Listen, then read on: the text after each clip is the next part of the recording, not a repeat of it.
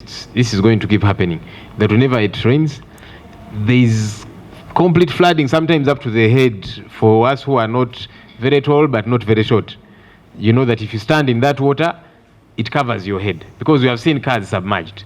What is the problem? For starters, because the master plan, and I don't know, whenever it gets to be implemented, whatever, I want to understand what is the situation and what is KCCA doing now. It's a combination of factors. Number one, if you are going to deal effectively and holistically with the issue of flooding and drainage in Kampala, you have to take an integrated approach. For instance, we are having issues of indiscriminate disposal of solid waste. Most of this waste ends up in drainage channels, and it clogs them. And as a result, water is not able to efficiently flow to its ultimate discharge point. That's one. We're having the issue of indiscriminate development. For example, whereas KCC may be able to approve the plans, but NEMA is responsible for enforcement. And then Ministry of Lands, for example, issues some of these titles. So it requires an integrated approach, not only where KCC is responsible, but also working with a number of other players. So it is a multi-dimensional problem which cannot not only be addressed by KCC alone.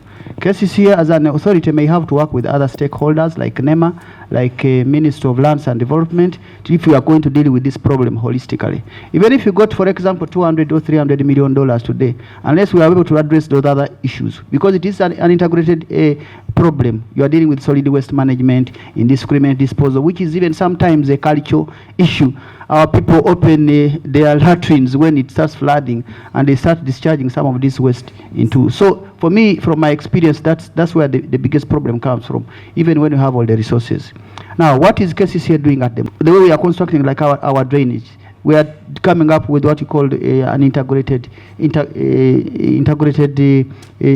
drainage channels, which are not just discharging water anywhere, but first of all, they are buried. We are trying to widen some of them. For example, recently under KIDIP, we have been doing the Nakamero channel. We have the Lubigi channel. These are some of the interventions. But at the end of the day, we need the resources, and also we need a combination of actors to come on board and work with the KCC to deal with the problem holistically. Download the app on App Store or Google Play Store now. Vision Digital Experience, the future of media.